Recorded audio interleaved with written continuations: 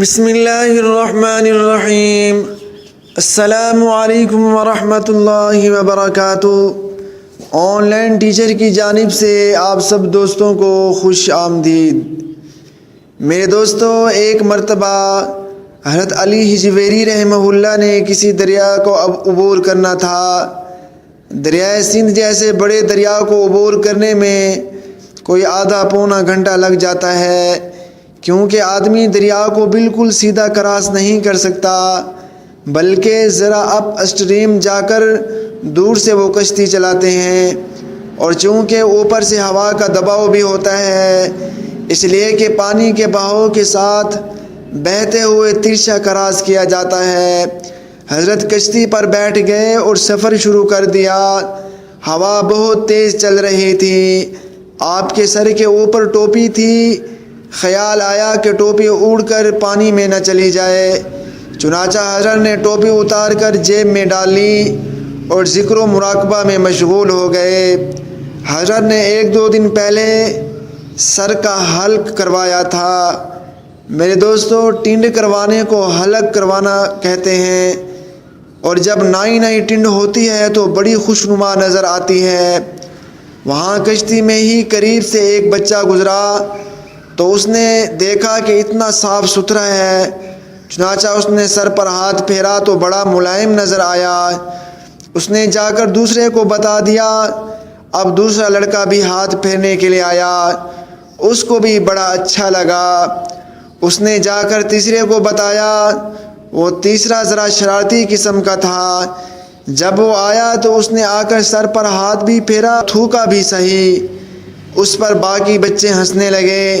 یہ اللہ کے نیک بندے اللہ کے ذکر میں مست بیٹھے رہے، انہیں احساس ہی نہ ہوا کہ بچے کیا کہہ رہے ہیں اور کیا کر رہے ہیں۔ ایک دوسرے بچے نے تھپڑ بھی لگا دیا۔ ان بچوں کی بدتمیزی کو دیکھ کر قریب کے مردوں اور عورتوں نے ہنسنا شروع کر دیا۔ اب یہ ایک مذاق بن گیا، شغل بن گیا کہ بچہ آتا اور ان کے سر پر تھپڑ لگاتا اور ساری کشتی کے لوگ ہنسنے لگتے۔ ان کے لیے مذاق بن گیا۔ جب کشتی والوں نے مذاق اڑایا تو پھر اللہ تبارک و تعالیٰ کو اپنے پیارے بندے کا مذاق اڑانے پر جلال آ گیا۔ حدیث قدسی میں آیا ہے، من عادی لی ولی فقد آذنتہ بالحرب، جو میرے ولی سے دشمنی کرتا ہے میرا اس کے ساتھ اعلان جنگ ہے۔ چنانچہ جب انہوں نے یہ بدتمیزی کی تو اللہ تعالیٰ نے حضرت گنج بخش کے دل میں الہام فرمایا کہ اے میرے پیارے، یہ اتنی بدتمیزی کر رہے ہیں، آپ کی شان میں گستاخیاں کر رہے ہیں، اور آپ کا اتنا صبر کہ اس کو برداشت کر کے بیٹھے ہوئے ہیں، اگر آپ بد دعا کریں تو میں اس پوری کشتی کو ہی الٹ دیتا ہوں۔ کہتے ہیں کہ جیسے ہی ان کے دل میں یہ الہام ہوا تو حضرت نے دعا کے لیے ہاتھ اٹھائے اور دعا مانگی، اے اللہ، اگر آپ کشتی الٹنا ہی چاہتے ہیں تو ان سب کے دلوں کی کشتی الٹ دیجئے۔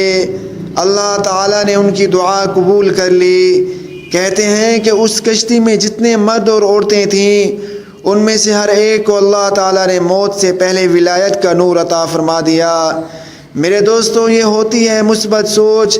اللہ والوں کی ایسی کیفیت ہوتی ہے کہ ایسے حالات میں بھی ان کی زبان سے بد دعا نہیں نکلتی، بلکہ ان کی زبان سے دعائیں نکل رہی ہوتی ہیں۔